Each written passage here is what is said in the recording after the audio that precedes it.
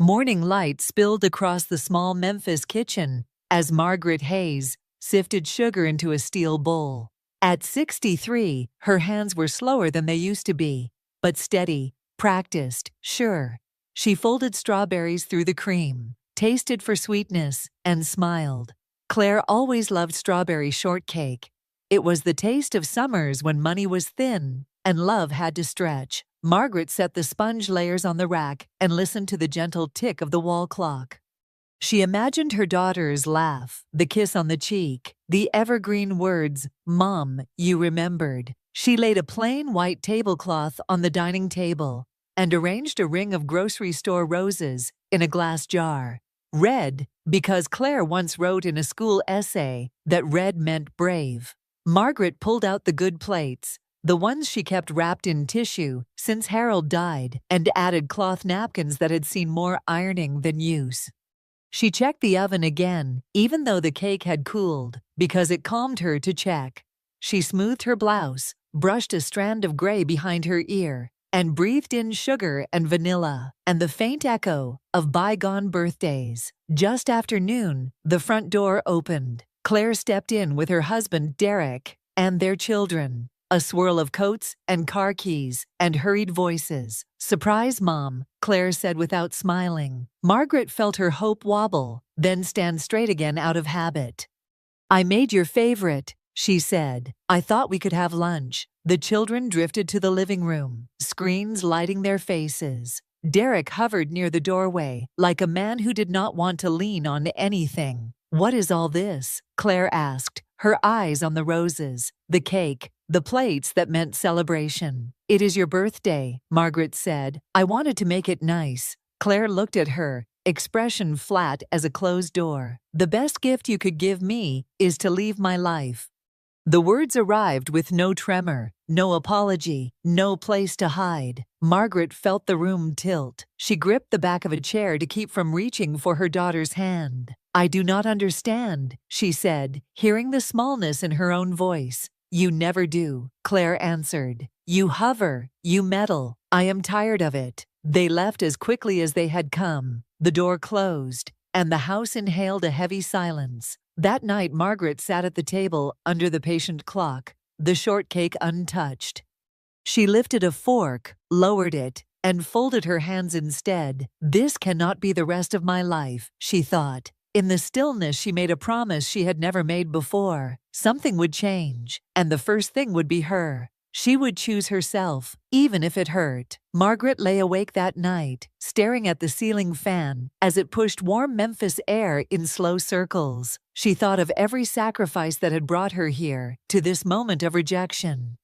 The memories marched in, one after another, like ghosts she had tried to keep buried. She remembered the time Claire was 8 and begged for ballet lessons. Margaret had taken on 2 extra shifts at the library, shelving books until her back ached, just to afford the tuition. When Claire wanted to study abroad in college, Margaret sold her beloved piano, the last gift Harold had ever bought her, so her daughter could board that plane with pride. Every dream Margaret once held for herself, she quietly folded away, packing them into invisible boxes labeled later. Later never came. Now, decades later, Margaret could hardly recognize her own house. The floral curtains she had sewn one summer while Harold still laughed beside her were stuffed into a closet. Claire had insisted on replacing them with sterile white blinds. The honey-colored walls, once warm, had been painted a cold slate gray. Even her favorite rocking chair had been exiled to the garage to make room for Claire's modern sofa. When Derek's car broke down, Margaret gave them money for a replacement. When the children needed new school clothes, she dipped into her retirement savings. She told herself it was love. She told herself it was temporary. But as she looked around, she realized the house no longer carried her fingerprints. She was a guest in her own home. The final insult came 3 days after the birthday confrontation. Margaret stood in the hallway with a basket of laundry when she overheard Claire on the phone. Her daughter's voice, sharp and casual, sliced through the air. "Honestly, she should just sign the house over to us. She's too old to manage it anyway. Derek and I deserve the space. She'll be fine in a small apartment. Margaret froze, her arms clutching the laundry to her chest as if the cotton shirts could shield her from the words.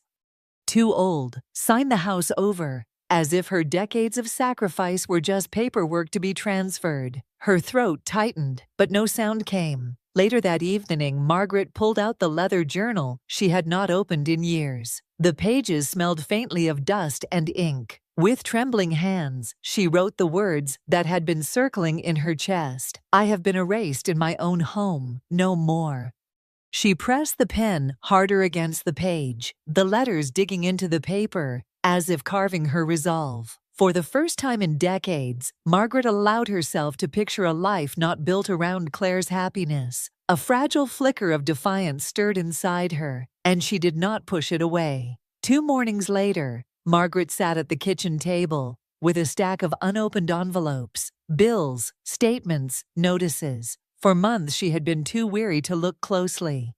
But after hearing Claire's words about the house, something inside her refused to stay blind. She slipped on her reading glasses, poured herself a cup of black coffee, and began to read. At first, the numbers blurred. Then slowly, the truth sharpened. Withdrawals she didn't remember authorizing. Thousands of dollars siphoned off in neat, regular amounts. Margaret's chest tightened. She flipped through more papers and felt her stomach sink further. Transfers marked education and car repairs that she never approved. Her fingers trembled. She set the papers down and stared at the quiet house around her. The ticking clock suddenly felt like a countdown, each second louder than the last. Claire, she whispered, but the name tasted bitter now. That afternoon she gathered the statements into a folder and walked to a law office on Union Avenue. The building was brick, old but dignified, with brass letters above the door. Janet Porter, attorney at law. Margaret hesitated on the steps. Her entire life she had been the caretaker, the one who gave, not the one who asked for help. But she forced her feet forward. Inside, Janet, a woman in her 50s with steady eyes and a calm presence, listened carefully as Margaret explained. I think my daughter has been taking money. I don't want to believe it, but the numbers don't lie. Janet folded her hands. You're not overreacting, Margaret. Financial exploitation happens more than you'd think, especially within families. You have rights. You can freeze your accounts, revise your will, and reclaim authority over your property. Margaret's throat felt dry. Freeze my accounts? It means your daughter won't be able to touch your money again, Janet explained.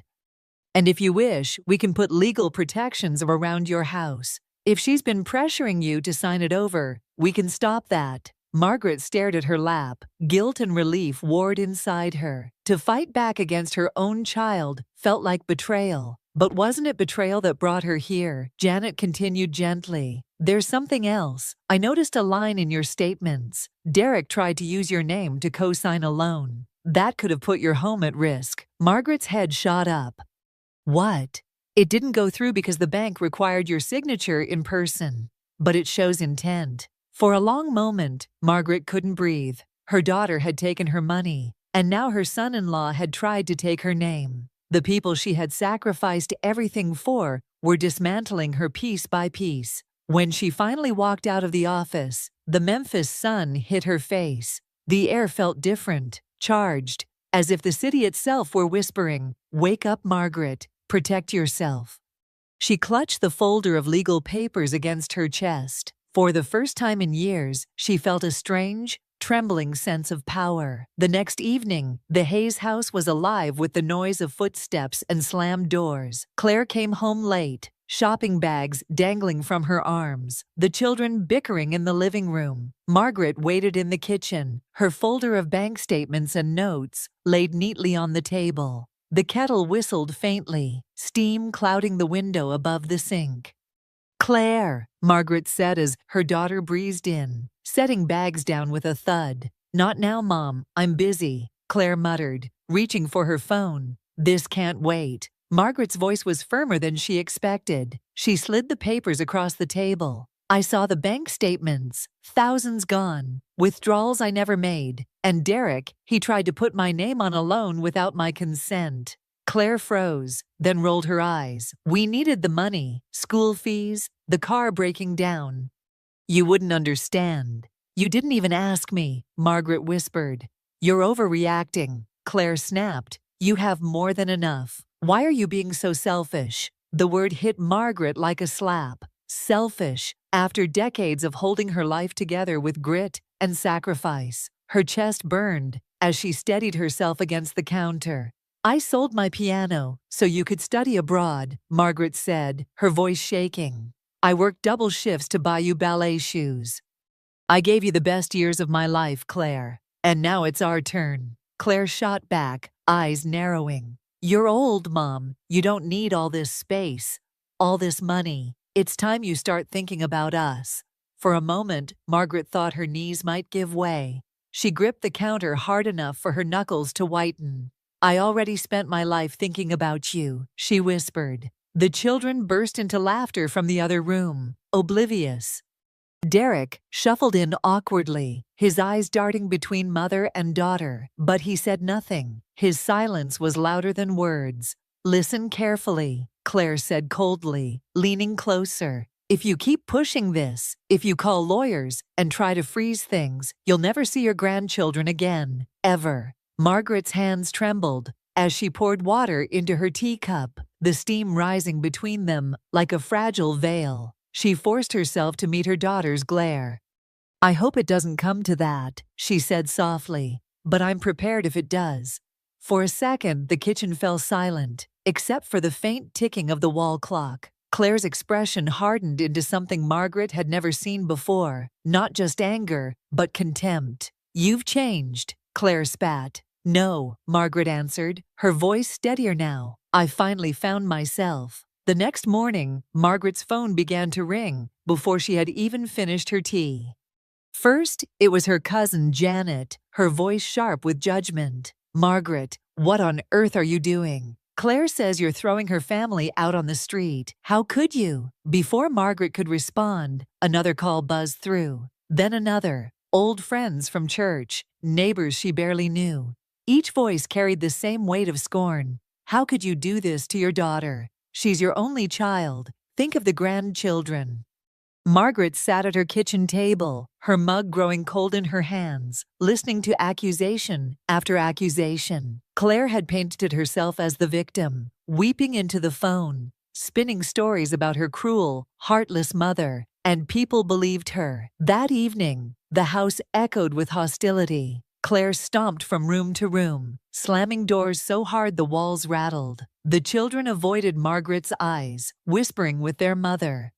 Even the family dog, once so eager to curl at Margaret's feet, now skittered nervously between rooms, sensing the tension. Margaret wrote in her journal that night, her hand pressing deep grooves into the paper. I will not be erased. I will not be silenced, even if they turn the world against me. 2 nights later, Derek knocked on her door softly. His voice was low, almost conspiratorial. Margaret, can I talk to you? She opened the door cautiously.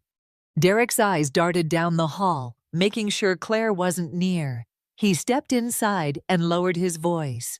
You don't know the whole truth, he said. Claire's been hiding things. The money, it wasn't just for school or the car. She has debts, Margaret. Serious ones. Margaret's breath caught. Debts? What kind of debts? Derek rubbed his forehead, shame flickering across his face. Gambling, online games, casinos when she travels for work. I tried to cover for her, but it's worse than I thought. That's why she's been desperate. That's why she wants your house. Margaret's stomach twisted. She sank into her rocking chair, gripping the armrests. Her daughter, the girl she had sacrificed everything for, was dismantling her life, not just out of entitlement, but out of addiction and lies. Why are you telling me this now? Margaret asked, her voice barely above a whisper. Because it's going to come out anyway, Derek muttered. And I don't want you thinking I was part of it. He left her room before she could respond, leaving behind a silence that pressed like a weight on her chest. Margaret stared at her journal, the words blurring as tears filled her eyes. She had thought betrayal meant cold words, ungratefulness, financial theft. But this was deeper, a darkness she hadn't seen coming. That night she wrote a single line, "My own daughter is a stranger to me." The following week, Margaret sat across from her lawyer again, the morning sun spilling through the tall office windows. Her folder of evidence was thicker now: bank statements, copies of suspicious withdrawals, even notes of what Derek had confessed in hushed tones. Janet scanned each page with a frown, then looked up. "You were right to come here, Margaret," she said. "We'll file to freeze your accounts fully, and we'll reclaim sole control of your house. But I have to warn you, it won't be easy. Your daughter will fight this." Margaret's voice didn't waver. "Let her fight. I've been surrendering my whole life, not anymore." That night, when Claire discovered the legal filings taped to the front door, her fury exploded. She stormed into the kitchen, her face flushed. "What did you do?" she screamed. Margaret stood at the counter, pouring herself tea with steady hands. "I took back what's mine." "You're insane," Claire spat. "This is my home too. You can't just—" "This house was built by your father and me," Margaret cut in. "It was never yours to take." The words landed like a blow. Derek appeared in the doorway, his jaw tight. "You're tearing the family apart," he accused. Margaret turned to face him, her voice quiet but unyielding. "No, that already happened when you both decided my life was yours to consume." For a moment, the room went still, the only sound the faint whistle of the kettle. Claire's eyes burned. "You'll regret this," she hissed. Margaret's heart pounded, but her voice held firm. "Maybe, but at least I'll have my dignity." In the days that followed, the battle intensified. Claire tried to block the praise, filing objections, spreading her sob story wider to anyone who would listen. But Margaret's lawyer uncovered something shocking: a document at the county clerk's office, a small mortgage extension Claire had filed months earlier. The signature on it looked like Margaret's, but Margaret had never signed. Janet laid the paper out in front of her. "This is forgery," she said flatly. "It strengthens your case. If we push this, it won't just be eviction. It could be criminal." Margaret's hands trembled as she studied the false signature, her own name mangled into betrayal. For years she had feared losing her daughter's love. Now she feared she had already lost her daughter completely. That night, sitting alone in her guest room, she whispered into the dark, "Better to face war than live erased." Her words felt heavy, but also like armor. The house was no longer her sanctuary, but Margaret knew the fight had shifted. This wasn't just about protecting her savings or her walls. It was about protecting her existence. The day the sheriff's notice was delivered, the house fell silent in a way Margaret had not heard in years.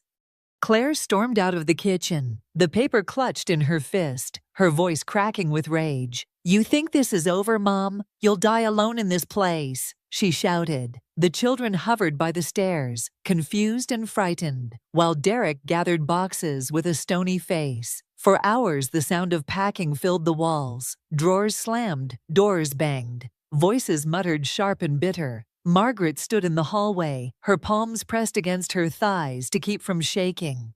She did not celebrate, did not gloat. She simply waited, knowing this moment was both an ending and a beginning. By sunset, the last box had been carried to Derek's truck. Claire's perfume lingered in the air like smoke after a fire. Derek paused on the porch, his expression conflicted. "I'm sorry for how it turned out," he said quietly. Margaret only nodded, her throat too tight for words, and then they were gone.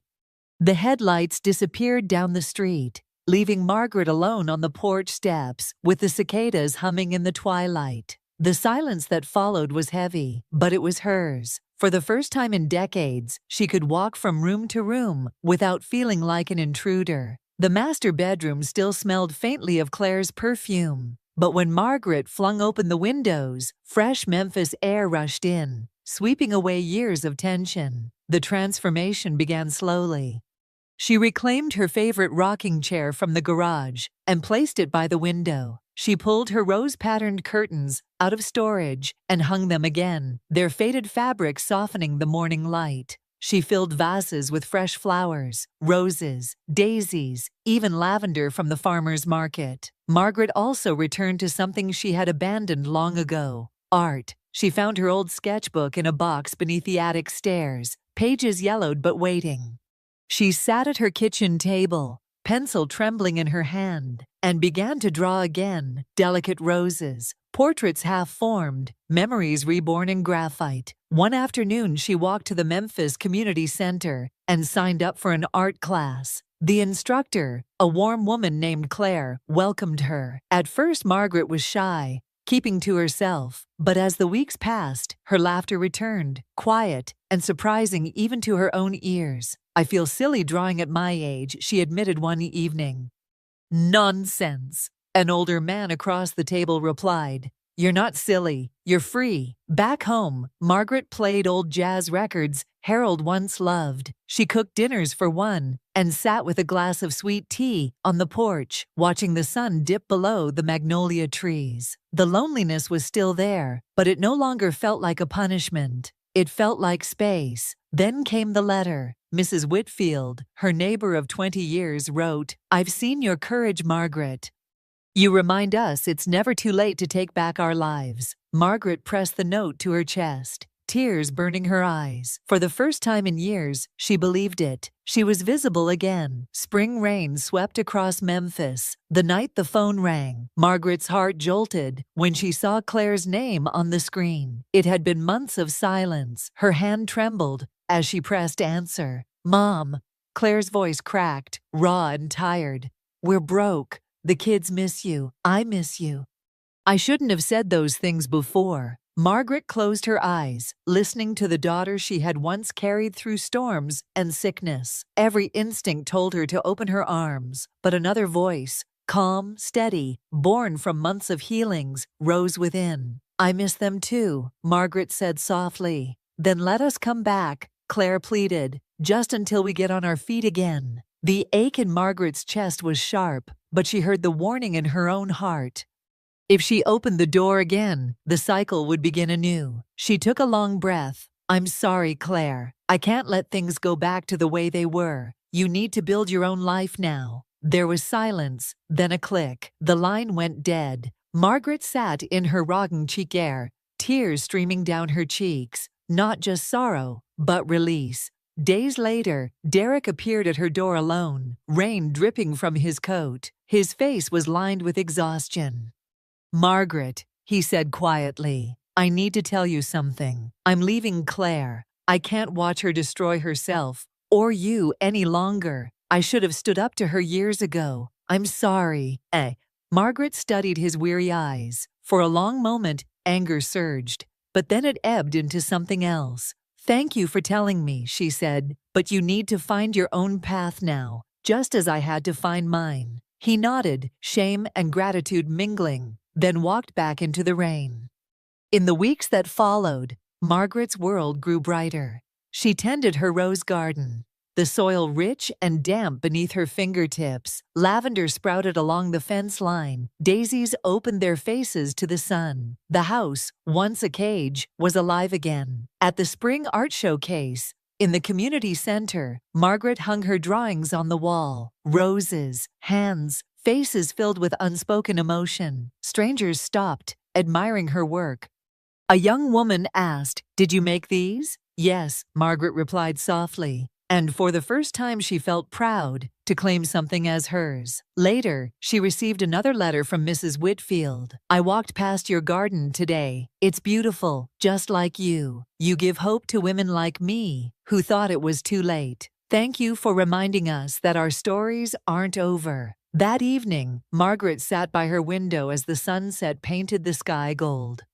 She opened her journal and wrote, "For so long I believed my worth was in what I gave away. Now I know my worth is simply in being. I am not disappearing. I am finally here." The doorbell rang. Two neighborhood girls stood holding a basket of muffins. "These are for you, Mrs. Hayes," one chirped. "Mom says your garden inspires her." Margaret knelt, smiling through tears. "Tell her I said thank you." As the girls' laughter trailed down the street, Margaret stepped onto the porch.